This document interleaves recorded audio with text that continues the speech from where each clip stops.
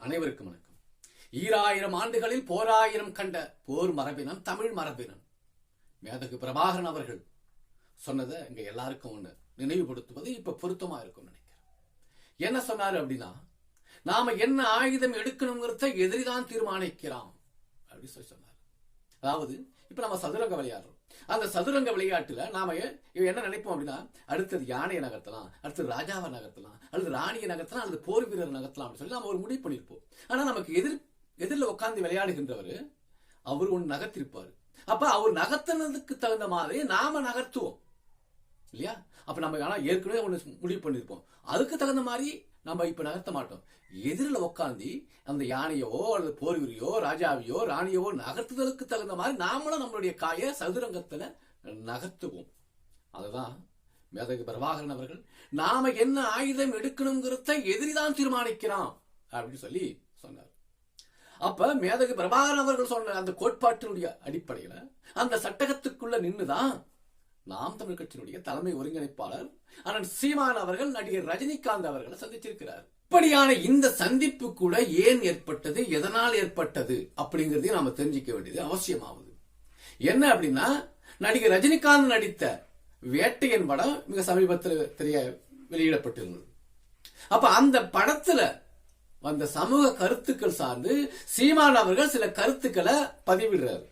அந்த கருத்தை படித்த திரு ரஜினிகாந்த் அவர்கள் சீமானுக்கு அழைப்பு விடுக்கிறார். வாங்க நம்ம 2 பேரும் சந்திச்சு பேசுவோம் சொல்லி சீமான் அவர்களுக்கு ரஜினிகாந்த் அழைப்பு விடுக்கிறார். ஆனா அந்த சமயத்துல கட்சியினுடைய கட்டமைப்பு சார்ந்த பணிகள்ல தெற்கு மாவட்ட பயணத்துல சீமான் அவர்கள் இருக்கிறாரு. அதனால இப்ப நாம இப்ப சந்திக்க முடியாதுன்னு சொல்றாரு. அப்புறம் ஒரு கட்டத்துல 2 பேருக்கும் ஒரு குறிப்பிட்ட நேரம் கிடைக்குது, காலம் இருக்குது. அப்ப 2 பேரும் சந்திச்சு பேசுறாங்க. அதுதான் இப்ப நடந்த சந்திப்பு. உடனே சீமான் எப்படி ரஜினியை சந்திக்கலாம்? சீமான் ரஜினியை கடுமையா எதிர்க்கலையா? அன்னைக்கு பேசலையா?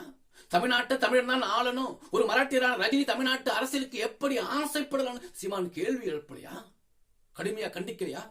அப்படின்னு சொல்லி இன்னைக்கு அவங்க வச்சிருக்கிற அந்த மூட்டைகளை இருந்து அவுத்து விடுறானுங்க. அப்படி ஆமா, சீமான் அவர்கள் ரஜினிகாந்தை எதிர்த்தது உண்மைதான், அது நாடறிந்த உலகறிந்த உண்மைதான். ஏன் எதிர்த்தாரு? அன்னைக்கு ரஜினி என்ன சொன்னாரு? நான் அரசியலுக்கு வரேன், கட்சி தொடங்குறேன், ஆட்சியை பிடிக்கிறேன்னு தானே சொன்னாரு. அப்ப ரஜினியுடைய அந்த நிலைப்பாட்டுக்கு சமமா ஈக்குவலா தான் சீமான் அவர்கள் அன்னைக்கு எதிர்ப்பு தெரிவிச்சாரு, எதிர்த்தாரு, கண்டிச்சாரு. அன்றைக்கு நிலைப்பாடு அந்த நிலைப்பாடு. இன்னைக்கு ரஜினி என்ன சொல்றாரு? நான் அரசியல் விட்டு விலகிட்டேன், அரசியல் எனக்கு வேண்டாம் சொல்லி விலகி ஒதுங்கி நிக்கிறாரு. அப்ப அந்த நிலைக்கு அந்த நிலைப்பாடு, இந்த நிலைக்கு இந்த நிலைப்பாடு. இன்னைக்கு 2 பேரும் இணைஞ்சிருக்காங்க, இணக்கமா இருக்கிறாங்க. அததான் நாம சொன்னோம் இல்லையா, சதுரங்கத்துல ஒருத்தர் எப்படி காய் நகர்த்துறானோ அதுக்கு தகுந்த மாதிரி நாம காய் நகர்த்த முடியும். அததான் பிரபாகரன் அவர்கள் நாம எப்படி நடந்துக்கணுங்கிறத எதிரி தீர்மானிக்கிறாங்க. அப்ப ரஜினி அரசியலை விட்டு விலகினதுனால 2 பேரும் இன்னைக்கு இணக்கமா இருக்கிறாங்க, இணைஞ்சு இருக்கிறாங்க. ஆனா இங்க இருக்கிற எவனுக்கோ குத்துது, குடையுது, எவனுக்கோ ஒலிக்குது.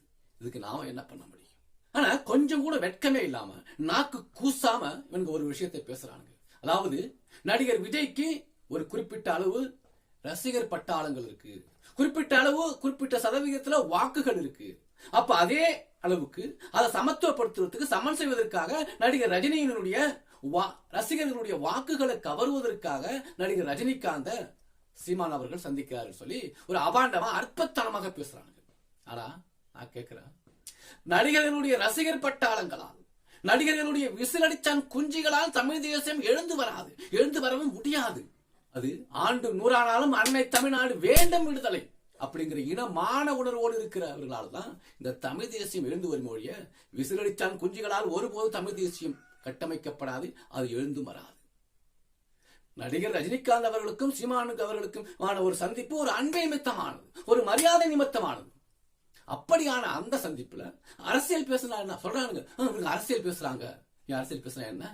சாதாரண ஒரு தேநீரகத்தில், அதாவது டீ கடையில் 2 பேரும் சந்திச்சுட்டா கூட அரசியல் பேசுறாங்கயா. ஒரு திரைத்துறையில் ஆளுமையாக இருக்கின்ற ஒரு ரஜினிகாந்த் தமிழ்நாட்டுடைய அரசியல்ல 3வது பெரிய கட்சி நடத்துகின்ற சீமான் அவர்கள் 2 பேரும் சந்திச்சுக்கிட்டா அரசியல் பேசாம என்ன அங்க பொறி உண்டையா செய்வாங்க 2 பேரும்? சொல்லுங்க பாப்போம். ஒருவேளை மருத்துவமனையில இருக்கிறாங்க ரஜினிகாந்த், அப்ப மருத்துவமனையில போய் சந்திக்கிறாங்கன்னா அப்ப அங்க அரசியல் பேச வேண்டிய அவசியம் இருக்காது, பேசவும் கூடாது. ஆனா 2 பேரும் நல்லா இருக்கிறாங்க. அப்ப அரசியல் குறித்து பேசணும் என்ன தப்புங்கிற? அரசியல் பேசுறனாலே அவன் அயோக்கியம், அவன் மூட, அவன் முட்டாள், அவன் செத்த பிணத்திற்கு சமம். அப்படி இருக்கும்போது 2 பேரும் ஆளுமைகள் அரசியல் பேசுறா என்ன தப்பு? அப்புறம் ஒரு கேள்வி எழுப்புறானுங்க. ரஜினிகாந்த் வந்து ஒரு பிஜேபி ஆதரவாளர், ஒரு RSS ஆதரவாளர். அந்த RSS ஆதரவாளராக இருக்கிற பிஜேபி ஆதரவாளர் இருக்கிற ரஜினிகாந்த் சீமான் எப்படி சந்திக்கலான்னு கேள்வி எழுப்புறானுங்க. என்னடா ரஜினிகாந்த் இன்னைக்குதான் RSS ஆதரவாளரா தெரிகிறாரா? இன்னைக்குதான் பிஜேபி ஆதரவாளரா தெரிகிறாரா? மிக சமீபத்தில் திமுகவுடைய மேடையில் திரு ஸ்டாலின் அவர்கள் மேடையில் இருக்கும் போது, திரு உதயநிதி மேடையில் இருக்கும் போது, திரு துரைமுருகன் அவர்கள் மேடையில் இருக்கும் போது, ஸ்டாலின் சொல்லி உதயநிதி சொல்லி ரஜினி துரைமுருகனை பார்த்து நீங்க உங்களுக்கு வயசாயிடுச்சு அரசியலிருந்து விலகுங்கன்னு ரஜினி அந்த மேடையில பேசினார. அப்பெல்லாம் தெரியலையா ரஜினி RSS ஆதரவாளர் பிஜேபி ஆதரவாளர்? இன்னைக்குதான் புதுசா தெரியுதா? ஏன்டா டே உள்ள மூளை செத்தே போயிடுமாடா இப்படியான கேள்வி எழுப்புறதுக்கு. அப்புறம் சொல்றானுங்க ரஜினிகாந்த் சந்திக்கும் போது திரு சீமான் அவர்களோட இருந்தது ரவீந்திரன் துரைசாமி. அந்த ரவீந்திரன் துரைசாமி பிஜேபி ஆதரவாளர், ஒரு RSS ஆதரவாளர் அப்படின்னு அவர் பக்கமும் சாயிறானுங்க. ஏன்டாடே RSS பத்தி RSS ஆதரவா அவர் இருக்கிற ரவீந்திரன் துரைசாமி இருக்கிறதுக்கும் அண்ணன் சீமானுக்கு என்ன சம்பந்தம்? அதே RSS குறித்து அண்ணன் சீமான் அவர்கள் என்னைக்காவது ஆதரவா பேசியிருக்கிறாங்களா?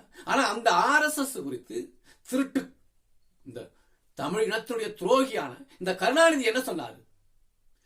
திராவிடர் கழகம் போல RSS ஒரு சமூக இயக்கம், ஒரு சமுதாய இயக்கம் அப்படிங்கறத ஊரா போய் திமுக காரங்க பிரச்சாரம் பண்ணுங்கன்னு சொல்லி திமுக காரங்களுக்கு, திமுக அல்லக்கைகளுக்கு உத்தரவு போட்டது கேடுகட்ட கருணாநிதி.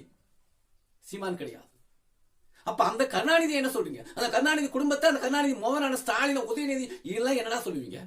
ஆனா RSS கடுமையாக எதிர்க்கிறவர், ஆரியத்தை கடுமையாக எதிர்க்கிறவர் அனந்த் சீமான். அவர் எதிர்க்கிறார் இல்லையா? ஆரியம் என்பது மனித குலத்தினுடைய எதிரிங்கிறார். இதை விட ஆரியத்தை, பிஜேபி, RSS எதிர்த்து பேசுனவன், அட்டைக்கு ஒட்டிச்சு பேசுறவன் எவனாவது தமிழ்நாட்டில் ஒருத்தம் இருக்கானடா? காட்டுங்க, காட்டுங்கடா பாப்போம். RSSையும் பிஜேபியையும் இந்துத்துவாவையும் புறமுதுகிட்டு ஓட செய்யக்கூடிய தில்லும் திராணியும் இருக்கிற ஒரே ஆள் தமிழ்நாட்டில் சீமான் தாண்டா. அப்படி இருக்கும்போது RSS இருக்கிற ரஜினி, RSS துறைமுருகன் சொல்லி என்னென்னமா சொல்றீங்கடா? எப்படி அவங்களால பேச முடியுது? எவ்வாறு இறுதியா அவனை சொல்லிக்கிறான், நீ யாரு, உன்னுடைய தேவை என்ன என்பதை பொறுத்து நான் மாறுபடுவோம். புரியுதா? அதுதான் தத்துவம். நீ என்ன வேணாலும் பேசு, தமிழ் தேசியம் எழுந்து வரும், தமிழ் தேசிய ஆட்சி மலர்ந்தே தீரும்.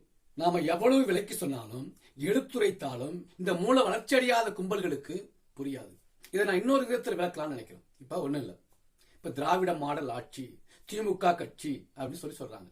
இப்ப திராவிட மாடல் ஆட்சி நடத்துகின்ற திரு ஸ்டாலின் அவர்கள், இந்த திமுகவுடைய தலைவராக இருக்கிற திரு ஸ்டாலின் அவர்கள் நாளைக்கே திராவிட மாடல்ங்கிறது சுத்த ஹம்பக்கு, திராவிடம் என்பது போலியானது, புரட்டானது, பித்தலாட்டானது, திருட்டுத்தனமானது, அயோக்கியத்தனமானது, நான் தமிழ் தேசியத்தை ஆதரிக்கிறேன், இதுதான் தமிழ் தேசியம் என்பதுதான் இயற்கையானது, நீதிபூர்வமானது அப்படின்னு திரு ஸ்டாலின் அவர்கள் நாளை சொல்லுகிறார்னு வச்சுக்கலாம்.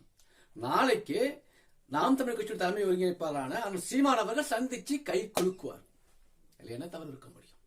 இவ்வளவு ஆரிய இந்துத்துவ சனாதன சங்கிகள் கும்பல், இந்த மாட்டு மூத்திரம் ஒன்றையே குடித்து வளர்கின்ற கும்பலுடைய தலைவனாக இருக்கின்ற மோடி நாளைக்கு தமிழ் தேசியத்திற்கு ஆதரவாக, தமிழ் இனத்தினுடைய விடுதலைக்காக, தமிழ்நாட்டுடைய விடுதலைக்காக ஆதரவா இருக்கிற அப்படின்னு சொல்லி சொன்னாருன்னா நாளைக்கே சீமான் அவர்கள் மோடியை சந்திச்சு கை குலுக்குவார். இதுல என்னடா தப்பு இருக்க முடியும்? இதுல என்ன குற்றம் இருக்க முடியும்? சொல்லுங்க. அதே சந்திப்பு தான் ரஜினியோடு நடந்த சந்திப்பு.